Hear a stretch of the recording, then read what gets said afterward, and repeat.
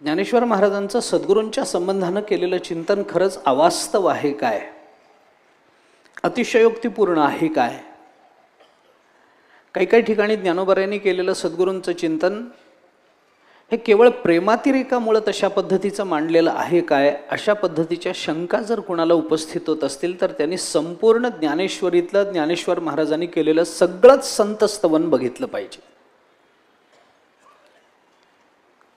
आपल्या सद्गुरूंच्या बद्दल बोलताना ज्ञानेश्वर महाराजांना देशकालाचा विसर पडतो. ज्ञानेश्वर महाराजांना प्रेमातिरेकामुळं म्हणा, काही म्हणा, पण ज्ञानेश्वर महाराजांना ते वर्णन संपवू नये असंच वाटत राहतं. अशी भावना कुणाच्याही मनात निर्माण होईल. पण संतांवरती दोषारोपण करताना जोपर्यंत आपण त्या भूमिकेवर जात नाही तोपर्यंत त्या भूमिकेबद्दल बोलण्याचा कुणालाही अधिकार नसतो. याचा अतिशय सहजतेनं विसर या लोकांना पडलेला असतो.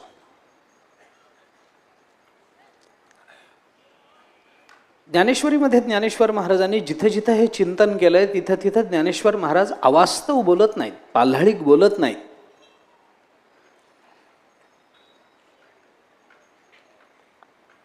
आणि यदा कदाचित तसं वाटलं जर कुणाला असेल तर त्यातही काही फारसं बिघडलंय असं म्हणता येत नाही. अनेक ठिकाणी ज्ञानेश्वर महाराजांनी आपल्या सद्गुरूंचं चिंतन वेगवेगळ्या पद्धतीनं केलंय. संतांची स्तुती करताना, संतांचा विचार मांडत असताना ज्ञानेश्वर महाराजांनाच काय पण कोणत्याही संतांना आपली वाणी आवरून धरावी असं वाटत नाही.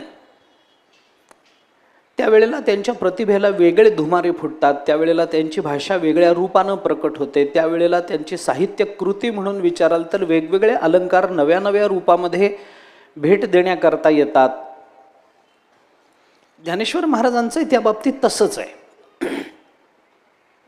सद्गुरूंचं चिंतन करताना शब्द अपुरे पडणं आणि समाधान न होणं या दोन गोष्टी जोपर्यंत बोलण्यात किंवा लिखाणात येत नाहीत तोपर्यंत ते सद्गुरूंचं चिंतन वाटतच नाही आणि ते पूर्ण समाधानकारक होतच नाही. 10व्या अध्यायाच्या शेवटी ज्ञानेश्वर महाराजांनी स्तुतीची बोलणी आहे हे म्हणत असताना प्रज्ञेचे नि आथिलेपणे श्री गुरु सामर्थ्य रूप करू म्हणे तरी मोतियासी भिंग देणे तैसे होईल का 15.5 या रजतवणी तैसी स्तुतीची बोलणी, असं म्हणून उगियाची माथा ठेवी जे चरणी हेची भले असं म्हटलंय. सोन्याला चांदीचा मुलामा द्यावा अशा पद्धतीनं शब्दाचा एक मुलामा सद्गुरूंच्यावर चढवला जातो आहे की काय, ही अपराधाचीच भावना खरं म्हणजे ज्ञानेश्वर महाराजांच्या त्यावेळेला अंतःकरणात आहे. कारण सद्गुरू हे देशकालातीत आहेत, सद्गुरू शब्दातीत आहेत, सद्गुरू इंद्रियातीत आहेत, सद्गुरू गुणातीत आहेत, सद्गुरू ज्ञानातीत आहेत, सद्गुरू कर्मातीत आहेत, सद्गुरू भावातीत आहेत. हे सगळं ज्ञानेश्वर महाराजांना माहिती आहे.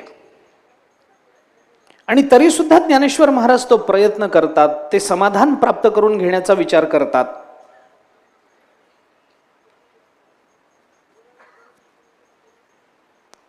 परमात्म्याच्या दर्शनाला जाणं, परमात्म्याचं दर्शन घेणं, परमात्म्याची स्तुती करणं या सगळ्यालाच एका भक्ताने अपराध मानलाय. गत्यानया व्यापकता हतास्ते, स्तुत्यानया वाक्परता हतास्ते, दृष्ट्यानया अगोचरता हता तथा ममापराधस्त्रितयं क्षमस्व, असं तो भक्त बोलतोच आहे. भगवंताच्या दर्शनाला गेल्यानंतर तो भक्त परमात्म्याच्या समोर उभं राहून असं म्हणतो की देवा, मी घरातून निघालो आणि तुझ्या दर्शनाकरता मंदिरात आलो, हा माझ्याकडून घडलेला पहिला अपराध.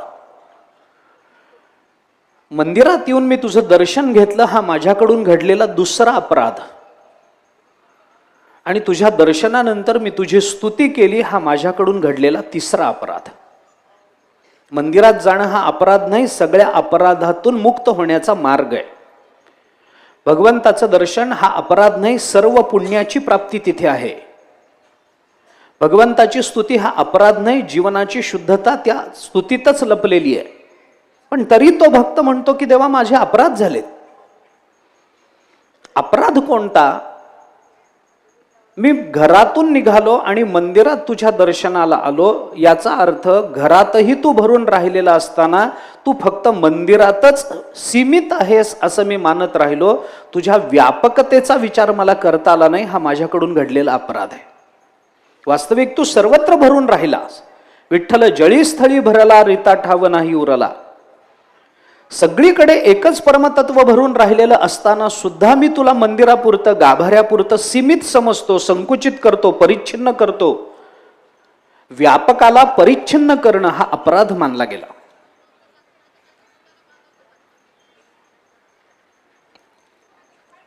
जो इंद्रियातीत आहे त्याला इंद्रियानं पकडण्याचा प्रयत्न केला, हा अपराध झाला. त्या काश्मीर शैव दर्शनामध्ये मायेचा विचार करताना मायेची 5 कंचुक मानली आहेत. त्याच्यामध्ये हे सगळे अपराध मायेच्या बाबतीत लावून दिले. माया काय करते? व्यापकाला परिच्छिन्न करते, अपराध आहे. आणि जीव जर म्हणत असेल तर त्या दृष्टीनं जीवाचा तो अपराध ठरतोच. नलगती सायास जावे वनांतरा, सुखे येतो घरा नारायण. कुठेही जायचं कारण नाही. कोठून या काही नलगे आणावे, नलगे कोठे जावे तरावया. ही तुकाराम महाराजांची वचनं पाहिली तर परमात्मा प्राप्ती करता कुठं जाण्याचं कारण नाही. इथून उठावं, कुठेतरी जाऊन बसावं, मग तिथं बसल्यानंतरच आपल्याला परमात्मा प्राप्ती होणार असं नाही. परमात्मा जर तिथे आहे तर परमात्मा इथेही आहे.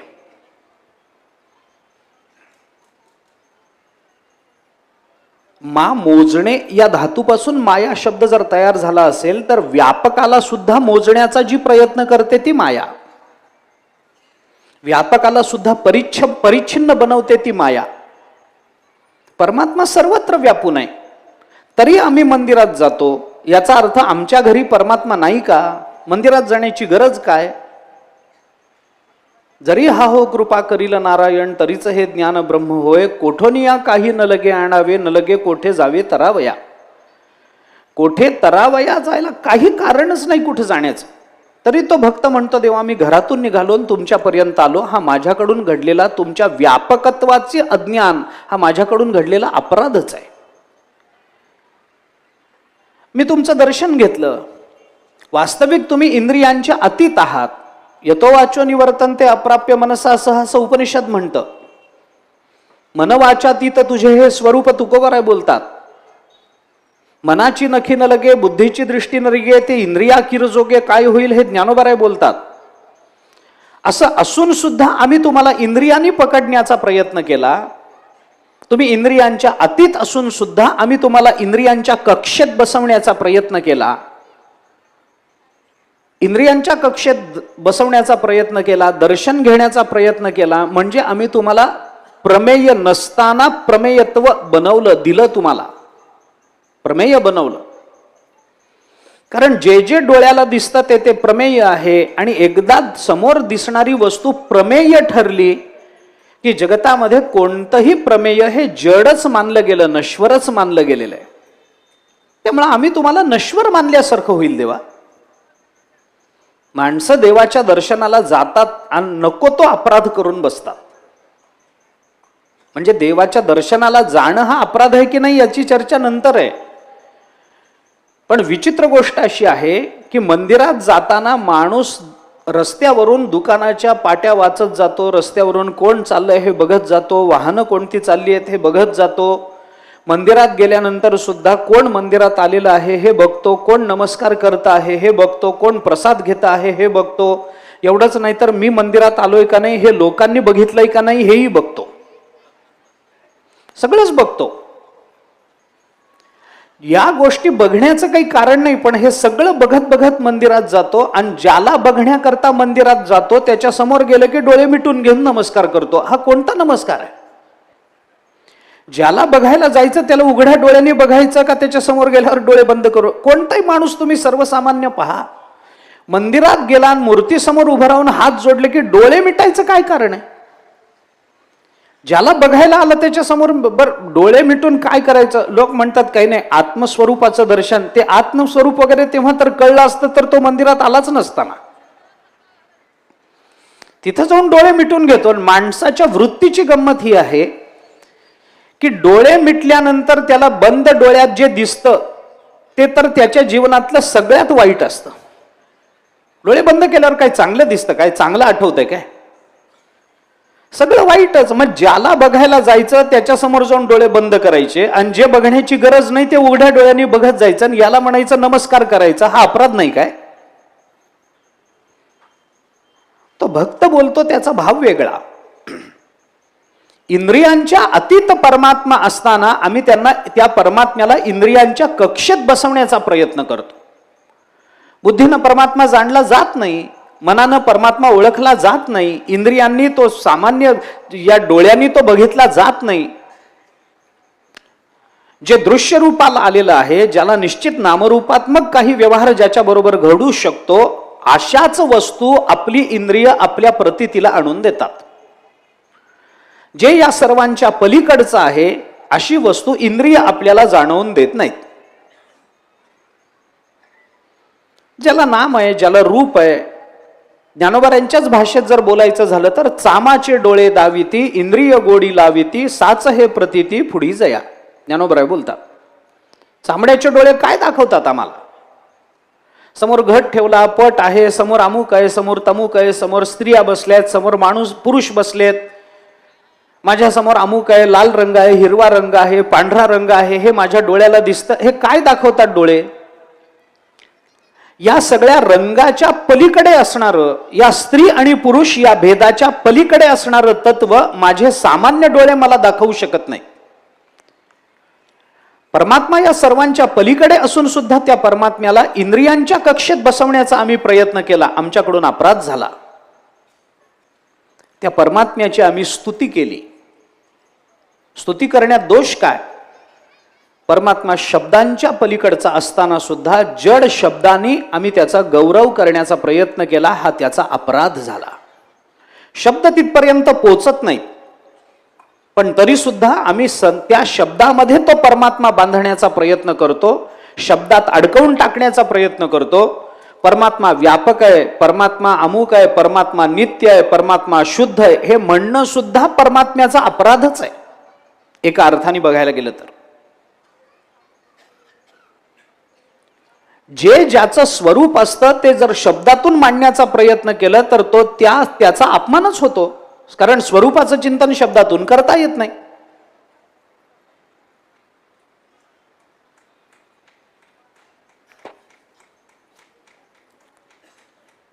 एखाद्या पतीला, वैकुंठवासी रंगनाथ गुरुजींच्या भाषेत जर सांगायचं झालं, एखाद्या बाईचा नवऱ्याकडे बघून त्या बाईला जर विचारलं, हा तुमचा एक पती आहे वाटतं. एक पती आहे म्हणजे किती असतात असे? एकच असतो की नाही? असतो एक, ही वस्तुस्थिती आहे, पण एक म्हणणं हा सुद्धा त्याचा अपमान आहे, कारण दुसरा नसतोच ना. एखाद्या पतीला जर म्हणलं ही तुमची एक बायको वाटतं, म्हणजे काय? एक म्हणजे किती आहेत? एकच असते, पण एक आहे ही वस्तुस्थिती असून सुद्धा तिला एक बायको म्हणणं हा सुद्धा त्या स्त्रीचा अपमानच झाला ना. परमात्म्याच्या संबंधामध्ये कोणताही शब्द उच्चारला तरी तो शब्द त्या परमात्म्याचा अपमानच ठरतो, कारण परमात्मा त्या शब्दाच्या पलीकडचाच आहे, शब्दाच्या भावाच्या पलीकडचा आहे, शब्दाच्या वाच्यार्थाच्या पलीकडचा आहे, शब्दाच्या लक्ष्यार्थाच्या पलीकडचा आहे, कोणत्याही अर्थाने. त्यामुळे संतांचं जसं परमात्म्याचं वर्णन करताना हे अपराध आहे, तसं ज्ञानोबारायांच्या या संपूर्ण ज्ञानेश्वरीमध्ये अनेक ठिकाणी ज्ञानोबारायांना ते अंतःकरणामधलं असमाधान वाटण्याचं कारण, सद्गुरु स्तवनातून प्रकट होणारं असमाधान, ते असमाधान जाणवण्याचं कारण हेच आहे की आम्ही कितीही प्रयत्न करू तरी आमच्या सद्गुरूंची स्तुती आमच्याच्याने करणं होणार नाही. किंबहुना प्रत्येक वेळेला स्तुतीचा प्रयत्न करणं हा सद्गुरूंचा एका दृष्टीनं केलेला अपमानच आहे की काय, अशी अस्वस्थता ज्ञानोबारायांच्या अंतःकरणामध्ये निर्माण होते. कारण संतांची स्तुती करणं हे वाटतं तेवढं सोपं नाही. सामान्य माणसाची स्तुती केली ठीक आहे, त्याला एखाद्या माणसाला तुम्ही दाते आहात म्हटलं ठीक आहे, एखाद्या माणसाला तुम्ही वक्ते आहात म्हटलं ठीक आहे, एखाद्या माणसाला तुम्ही सुंदर आहात, चांगले आहात, स्वभावानं चांगले आहात म्हणणं ठीक आहे, त्याच्या एखादा गुण घेऊन त्याचं वर्णन करणं ठीक आहे. पण संतांची स्तुती करणं हे शब्दाच्या सामर्थ्याच्या बाहेरचं प्रकरण आहे. पहिल्या अध्यायापासून, पहिल्या अध्यायाच्या अगदी सुरुवातीला केलेलं वस्तुनिर्देश रूप नमन, नंतर केलेलं नमस्क्रिया रूप नमन, ही नमन झाल्यानंतर ज्ञानोबाराय शारदेचा नमन करतात आणि त्याच्यानंतर ज्ञानेश्वर महाराज सद्गुरु चिंतनाकडे प्रवृत्त होतात. हे सद्गुरु चिंतन करणं ज्ञानोबारायांना अशक्य आहे काय? अशक्य नाही. पण सद्गुरु नमनाची, सद्गुरु स्तवनाची ही विशेषता आहे की इथं कितीही वर्णन केलं तरी समाधान होत नाही. किती वर्णन करा. ज्ञानेश्वरीतलं सद्गुरु स्तवन पाहताना सगळ्याच अध्याय किंवा ज्या अध्यायाला नमनं आलेली आहेत त्या सगळ्याच अध्यायाचं चिंतन करणं हे मर्यादित 7 दिवसामध्ये शक्यच नाही. एखादी ओवी घेऊन आपण बोलत राहिलो तर ते ठीक आहे, परंतु सगळे सद्गुरु स्तवन आपल्याला सांगता येणार नाहीत, सगळ्यांचे निर्देश सुद्धा करता येणार नाहीत.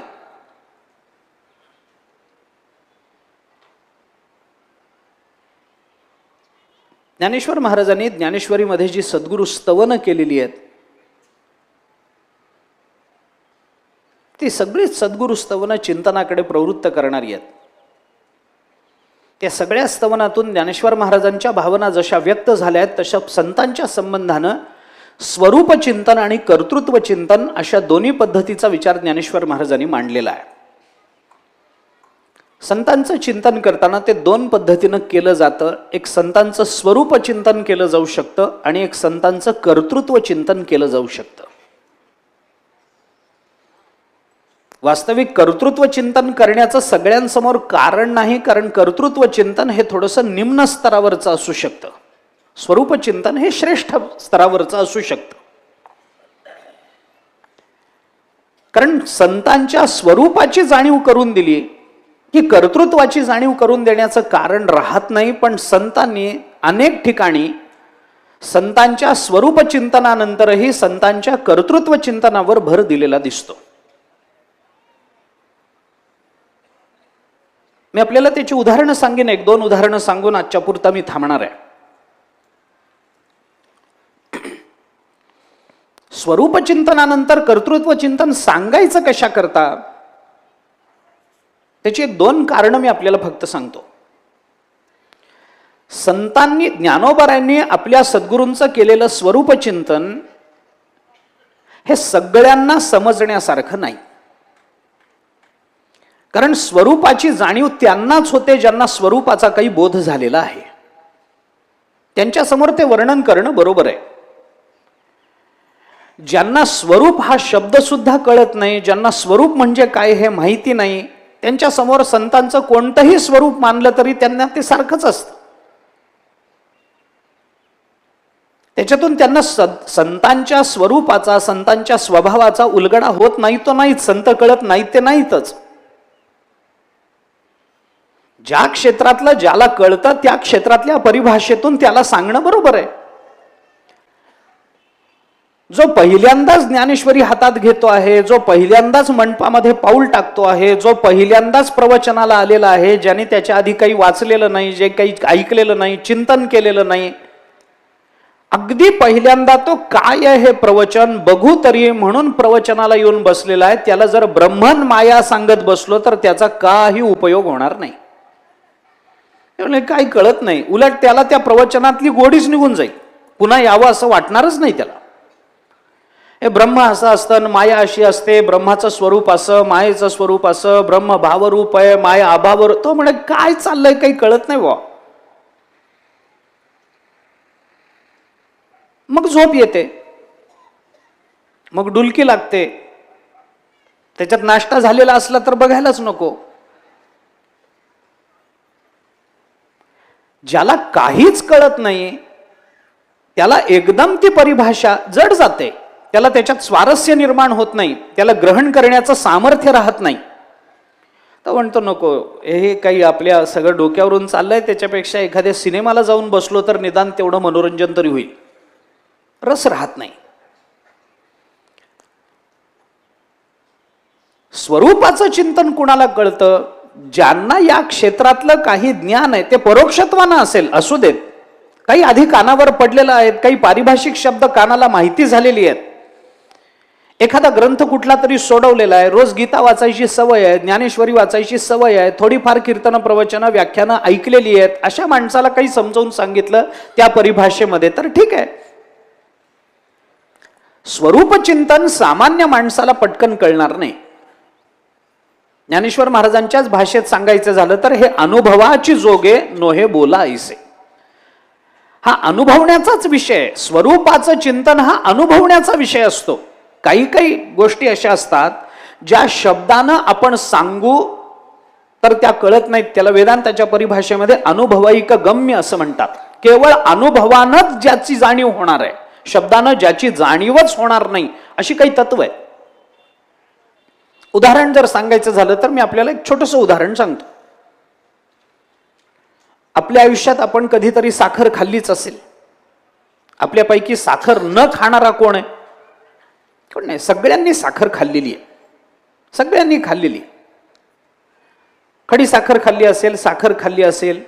कुणाला चव माहिती नाही हो साखरेची? सगळ्यांनाच माहिती आहे साखर सगळ्यांनी खाल्ली. लहानपणापासून खात आलो म्हणून तर आता रक्तातही दिसली. इतकी खाल्ली, अजून काय पाहिजे? साखरेची चव कशी असते याबद्दल इथं काही मतभेद आहेत का? साखरेची चव कशी असते? गोड असते. हे सांगायला काही प्रवचन करावं लागत नाही. साखर गोड आहे.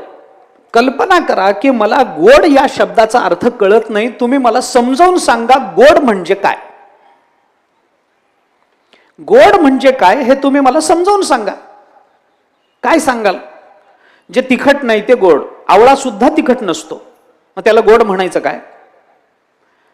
आंबट नसतं ते गोड. मीठ सुद्धा आंबट नसतं, मग त्याला गोड म्हणायचं काय?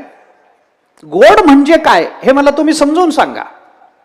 मी संध्याकाळपर्यंत इथंच आहे, रात्रीपर्यंत इथे. ज्याला जसं जमेल तसं त्यांनी मला भेटावं, गोड म्हणजे काय हे समजावून सांगावं. सांगता येईल काय? काही नाही. तुमच्यातला शहाणा माणूस तोच आहे की जो मला कुठेतरी गाठेल, माझ्या हातावर एक साखरेची चिमूट ठेवून म्हणेल हे खा, आणि खाल्ल्यानंतर म्हणेल की याला गोड म्हणतात. एवढंच करता येईल, बाकी काही नाही करता येईल. साखरेची गोडी ही अनुभवैक गम्य आहे. ती शब्दानं कळून त्याचा उपयोग होत नाही. शब्द आम्हाला गोड शब्द कळेल, पण शब्द कळाला, तो लिहिता आला, वाचता आला, त्याचा अर्थ कळाला म्हणजे त्याचा अनुभव येतो असं नाही ना. अनुभव येतो असं जर झालं असतं तर सगळेच साखर कारखाने बंद पडले असते. काही नाही.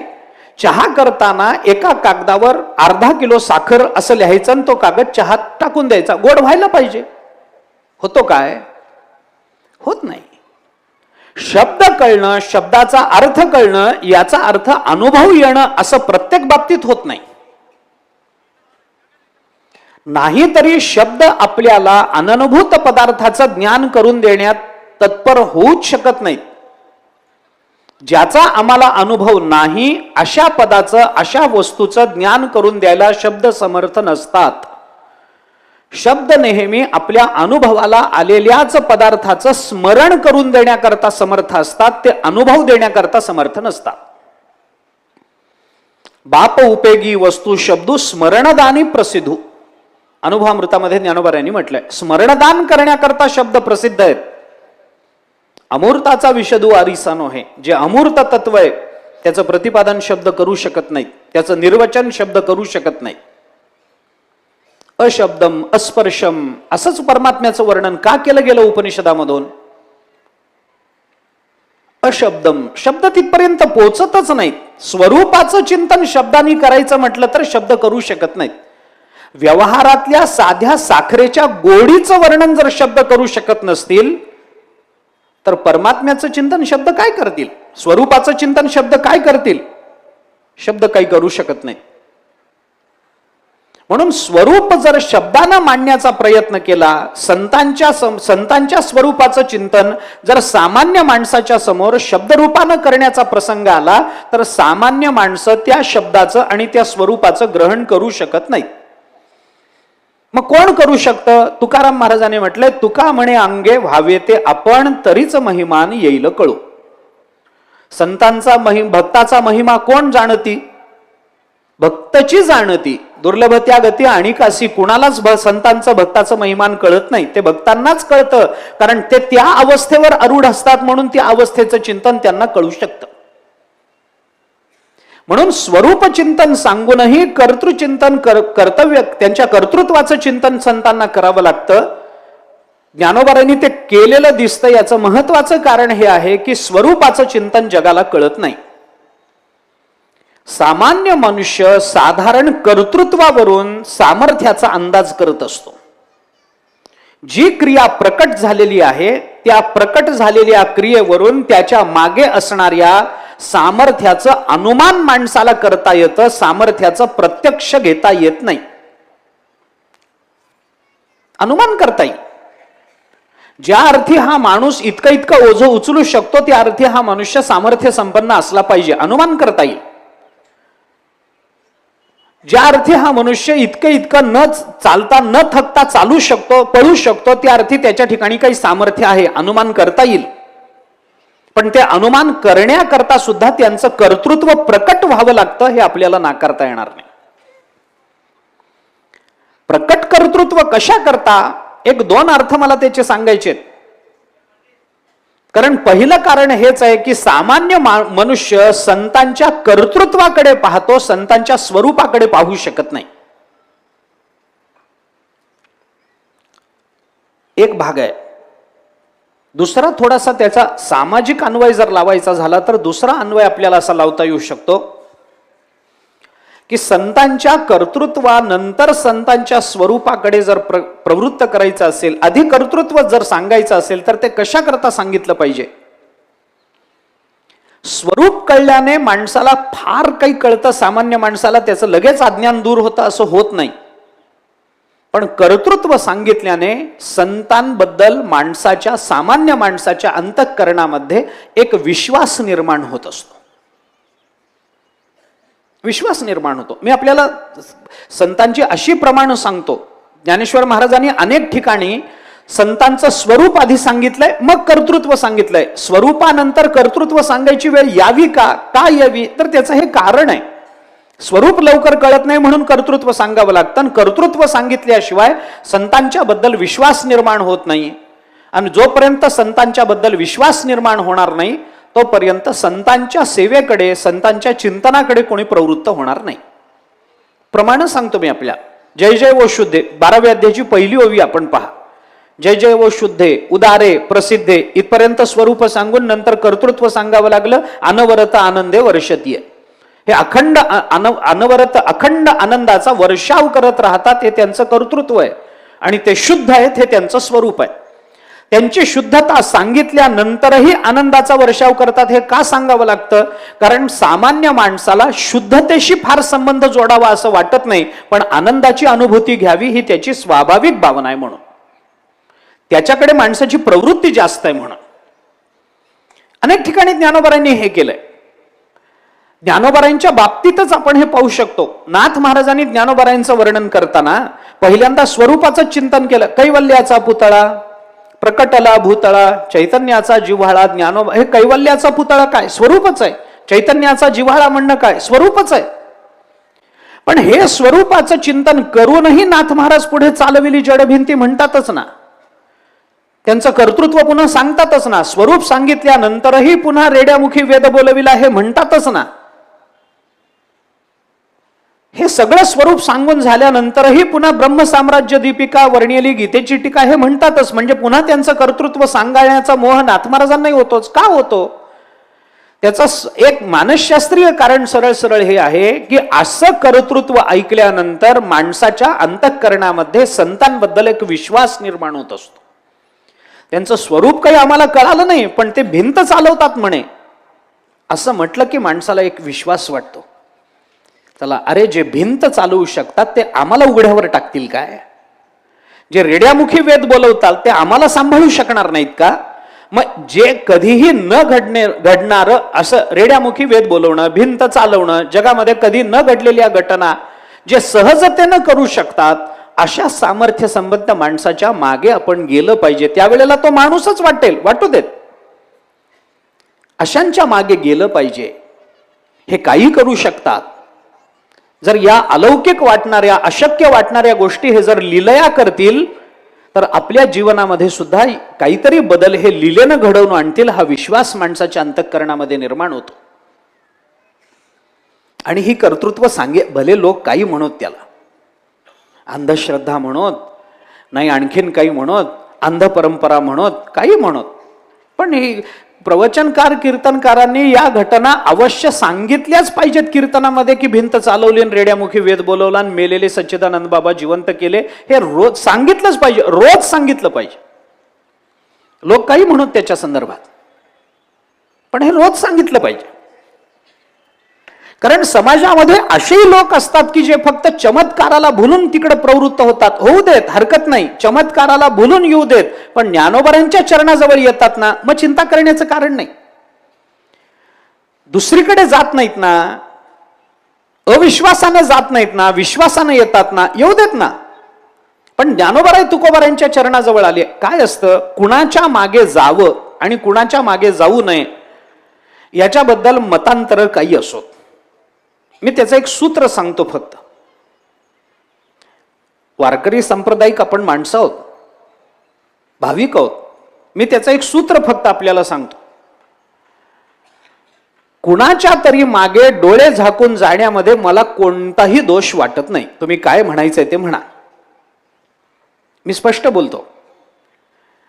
कुणाच्या तरी मागे डोळे झाकून जाण्यात मला काही दोष वाटत नाही. पण ज्यांच्या मागे आपण डोळे झाकून चाललेलो आहोत, एकदा डोळे उघडून माणसाने बघावं आपण कुणाच्या मागे चाललो आहोत, मग डोळे झाकून मागे जायला हरकत नाही. सूत्र एवढंच आहे.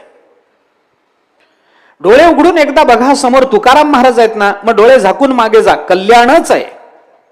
डोळे उघडून एकदा बघा, समोर ज्ञानोबा आहेत ना, डोळे झाकूनच घ्या, मग तर तो विश्वासच झाला. मग तर डोळे झाकून घेतलेच पाहिजेत त्यांच्या मागून जातात. ती अंध परंपरा होत नाही, तो अंधविश्वास होत नाही. कारण आपण कुणाच्या मागे चाललो आहोत. सामान्य माणसाला त्याची आवश्यकता असते. आपण चिंतन करून पहा, सामान्य माणसाला त्याचीच अपेक्षा असते. कारण डोळे झाकून मागे जाणं हा समाजाचा धर्म आहे. हो, हे आता समाज परिवर्तन म्हणून इतके गवगवा केला जातो. हे समाज परिवर्तन म्हणजे काय, अख्खा समाज बदलतो काय? बदलत नसतो. समाज ज्यांच्या मागे जातो ते बदलले की समाजाचं परिवर्तन झालं असं समजलं जातं. काही नसतं. यद्यद आचरती श्रेष्ठा तत्तद्देवेतरो जनाः. गीता काय बोलते? जनाः शब्द वापरलाय. सगळ्या समाजाचं असंच आहे. तेची येर अनुष्ठिती सामान्य सकळ. सामान्य सकळ समाजाचा वाचक शब्द आहे. आणि या कारणाकरता म्हणून संतांचं कर्तृत्व सांगणं हे जास्त महत्वाचं आहे. स्वरूप सांगणं कळत नसेल तर कर्तृत्व सांगा. कर्तृत्वानं लोकाकर्षण होतं, कर्तृत्वानं लोक तिकडे प्रवृत्त होतात. ज्ञानोबारायांना रेड्याच्या मुखातून वेद वदवून घेण्याची आवश्यकता नव्हती, भिंत चालवण्याची आवश्यकता नव्हती, तरी ते केलं. त्यांनी त्याचा काही परिणाम झालाच की नाही? त्या काळातही झाला, नंतरच्या काळातही झाला. भिंत चालवली म्हणून ज्ञानोबाराय मोठे झाले नाहीत. रेड्यामुखी वेद बोलवला म्हणून ज्ञानोबाराय मोठे झाले. ज्ञानोबाराय मोठेच आहेत म्हणून तर रेडा वेद बोलला. भिंत चालवण्यातून ज्ञानोबाराय, तसं जर असतं तर नंतर ज्ञानोबारायांनी गावोगावी प्रयोग केले असते, त्याचे तिकीट लावून प्रयोग केले असते, पुष्कळ संपन्नता मिळाली असते. केलं ना. कितीदा भिंत चालवली ज्ञानोबारायांनी त्यांच्या. एकदा रेड्यामुखी वेद बोलवण्याचे प्रसंग किती घडले? एकदा. काय एकदा? मग जर हे होतच होतं तर काय एकदा? वारंवार का नाही? कारण तो मुख्य हेतू नव्हता म्हणून एकदा. विचार करा. ज्ञानेश्वर महाराज आपल्या सद्गुरु स्तवनामध्ये सद्गुरूंचं कर्तृत्व आणि सद्गुरूंचं स्वरूप अशा दोन पद्धतीने चिंतन मांडतात. आणि स्वरूप चिंतनानंतर कर्तृत्व चिंतनाचा विचार ज्ञानोबारायांना करावा वाटतो. याच्या मागच्या काही मानसशास्त्रीय भूमिका आपण तपासल्या पाहिजेत. कारण सामान्य माणसाच्या मनोभूमिका ओळखून ज्ञानोबारायांनी हे सगळे प्रयोग केलेत. नुसतं स्वरूप सांगत राहिले असते तर लोकांना कळालं नसतं, लोक संत सेवेकडे प्रवृत्तही झाले नसते. थोडंसं अधिक स्पष्ट बोलायचं झालं तर ज्ञानोबारांनी संजीवन समाधी घेतली एवढं म्हणून कोणी ज्ञानोबारांकडे गेलं नसतं. आज ज्ञानोबारांकडे जाणारा बहुतांश वर्ग ज्ञानोबारांच्या चरित्रामधलं रेड्यामुखी वेद बोलवणं, भिंत चालवणं या दोनच गोष्टीवर आपलं लक्ष का केंद्रित करतो? ज्ञानोबारांचं चरित्र म्हणलं की त्याला या दोनच गोष्टी का आठवतात? कारण मुळात मानसिक प्रवृत्ती ती आहे. तुम्ही एखाद्याला विचारून बघा, तुला ज्ञानेश्वर महाराजांबद्दल काय माहिती आहे, असं त्याला विचारा. तो म्हणतो काय?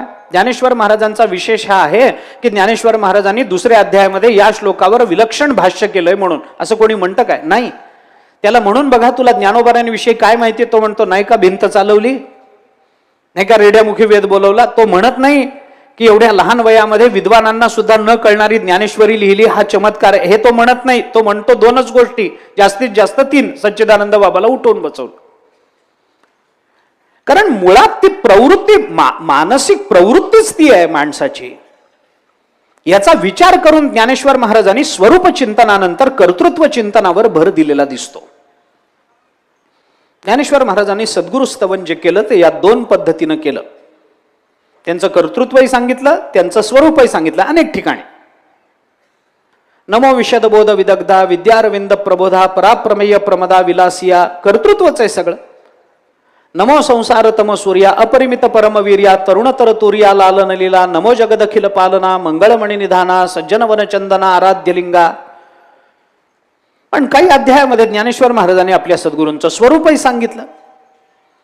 जय जय देव निर्मळ निज जनाखिल मंगळ जन्मजरा जलद, हे काय आहे? सगळं स्वरूपाचं चिंतन आहे. निर्मळ म्हणणं काय? जय जय देव विशुद्ध म्हणणं काय? स्वरूपच आहे. जय जय देव श्री गुरु म्हणणं काय? स्वरूपच आहे.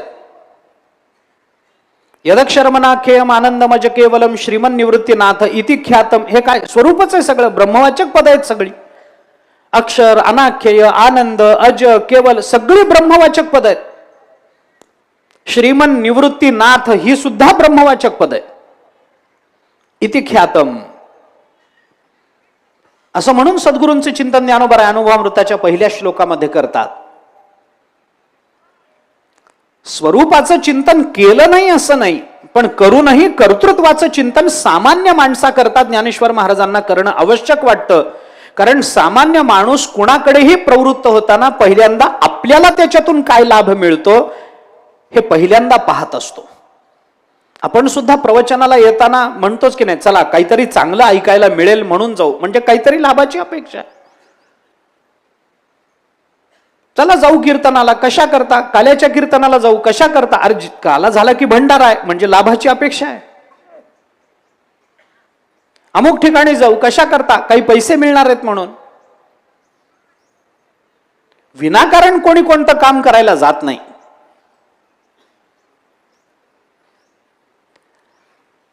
आणि याच्याकरता म्हणून ज्ञानेश्वर महाराज आपल्याला त्यांचं कर्तृत्व सांगतात, ज्या कर्तृत्वातून सामान्य माणसाच्या अंतःकरणामध्ये त्यांच्यापासून काही लाभाच्या जिज्ञासा जागा होतात.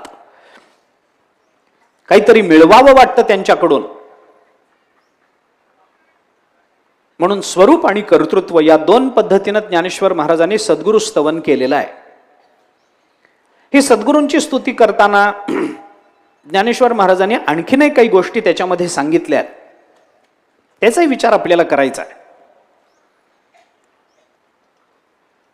काय काय ज्ञानेश्वर स्तुती करताना कोणकोणत्या पद्धतीनं ती केली गेली पाहिजे, स्तुतीचे नियम काय आहेत, स्तुतीमध्ये काय यावं, स्तुतीमध्ये काय येऊ नये. कारण कोणतीही स्तुती ही अंततोगत्वा अर्थवादाकडे प्रवृत्त होतेच होते. कारण स्तुती करताना थोडंसं अवास्तव सांगितलं जातच. स्तुती म्हटलं की काहीतरी वस्तुस्थिती सोडून पुढे जाऊन केलेली शब्दयोजना असतेच, त्याच्यामध्ये अर्थवाद असतोच. स्तुतीमध्ये थोडं काहीतरी वाढवून चढवून सांगितलेलं असतंच. त्याच्यामध्ये जेवढं आहे तेवढंच सांगितलं जात नाही. स्तुतीमध्ये थोडंसं पुढे जाऊन सांगितलं जातं. उदाहरणार्थ सासूनी केलेली जावयाची स्तुती, हे प्रत्येक वेळेला जेवढं आहे तेवढंच. एका सासूने मला सांगितलं, ते म्हणाली महाराज आमचे जावई म्हणजे एकदम सज्जन माणूस. आता ह्याच्यातलं माणूस सोडलं तर बाकी अर्थवादच होता. तो माणूस आहे एवढंच खरं आहे. सज्जन माणूस म्हणताना सगळेच म्हणतात. म्हणजे काय ज्ञानोबारानंतर महाराष्ट्रात लगेच यांचा नंबर लागतो काय? सज्जन म्हणजे काय म्हणताना म्हणावंच लागतं, स्तुती आहे ती शेवटी. त्याच्यामधलं प्रेम त्याच्याने अतिरेक होतोच थोडासा. काही वेळेला स्तुती करताना स्वार्थ लपलेला असतो त्यामुळे अतिरेक होतो. काही वेळेला प्रेम मागे असतं म्हणून अतिरेक होतो. काही वेळेला अज्ञान मध्ये असतं म्हणून अतिरेक होतो. काही होऊ शकतं, एक कारण नाही त्याला. कोणतीही स्तुती अर्थवादात्मक असू शकते, पण ज्ञानोबारायांनी आपल्या सद्गुरूंची केलेली स्तुती ही कधीही अर्थवादात्मक नाही. कोणत्याच अर्थवादापैकी कोणत्याही तिन्ही प्रकारापैकी एकाही प्रकारामध्ये ज्ञानोबारायांची स्तुती बसत नाही अर्थवादाच्या. विरोधे गुणवादस्यात अनुवादो अवधारिते कोणत्याच प्रकारात बसत नाही. भूतार्थवादस्तद्धानात, अर्थवादस्त्रिधा या तिन्ही प्रकारामध्ये बसत नाही ज्ञानोबारायांचा. त्याचं कारण दोन पद्धतीनं, एक ज्ञानोबारायांकडून आणि एक सद्गुरूंकडून. अर्थवादात बसत नाही. सद्गुरूंकडून कारण जर बघायचं असेल तर त्यांच्या संबंधानं उच्चारलेला कोणताही शब्द त्यांच्या अनंत गुणांमध्ये सहज सामावून जातो, त्यामुळे ती खोटी स्तुती ठरतच नाही. सद्गुरू हे अनंत गुणाचं निधान असतात. सद्गुरूंच्या ठिकाणी अनंत गुण वास्तव्याला येतात, ते गुण प्राप्त करून घेत नाहीत. संत महात्मे गुणांच्या मागे लागून त्या गुणांच्या प्राप्तीकरता प्रयत्न करत नाहीत. उलट पक्षी सगळे गुण स्वतःचं जगणं धन्य व्हावं म्हणून संतांच्या जीवनचरित्रात स्वतःहून येतात. त्यामुळे कोणताही वाक्य त्यांच्या संबंधानं जर आपण उच्चारलं तरी ते त्यांच्या अनंत गुणांमध्ये सहज सामावून जातं, तो अर्थवाद ठरत नाही. आणि ज्ञानोबारायांच्या बाबतीत जर बोलायचं झालं तर ज्ञानोबारायांच्या मुखातून निघालेला कोणताही शब्द, त्या शब्दाचं चिंतन ज्ञानोबारायांनीच केलंय. शब्द कसा उच्चारावा हे सांगताना ज्ञानोबाराय बोलतात, आटू वेगो विंदाणू आशा शंका प्रतारणू हे संन्यासिले अवगुणू जे आवाच्या. या सगळ्या दोषांचा त्याग करूनच त्यांची वाणी जर प्रकट होत असेल तर त्याला आपल्याला अर्थवाद म्हणता येणार नाही. कारण अर्थवाद काही झालं तरी दोषच आहे. या सगळ्या गोष्टीचा विचार आपल्याला थोडासा करायचा आहे. आणि ज्ञानेश्वर महाराजांनी सद्गुरु स्तवन करत असताना ते कोणकोणत्या पद्धतीनं केलेलं आहे, हे जसं ज्ञानोबाराय आपल्या सद्गुरूंच्या संबंधानं बोलतात तसं ते बोलत असताना आपल्याला आपल्या सद्गुरूंच्या संबंधानं सुद्धा त्याचा विचार करावाच लागणार आहे. त्यामुळे थोडंसं आपल्याला हे दोन्ही सकाळचं प्रवचन आणि संध्याकाळचं प्रवचन, आता ज्ञानेश्वरी मधलं सद्गुरु स्तवन हे जरी ज्ञानोबारायांचं निवृत्तीनाथ महाराजांच्या बद्दल असलं तरी संध्याकाळचं सद्गुरूंच्या संबंधानं केलेलं प्रवचन हे सुद्धा एका अर्थानं संतांचं तेच वर्णन आहे. फक्त मी ज्ञानेश्वरीतून बोलतो आहे, संध्याकाळी चरित्रातून कळणार आहे, एवढाच फरक आहे, बाकी काही नाही.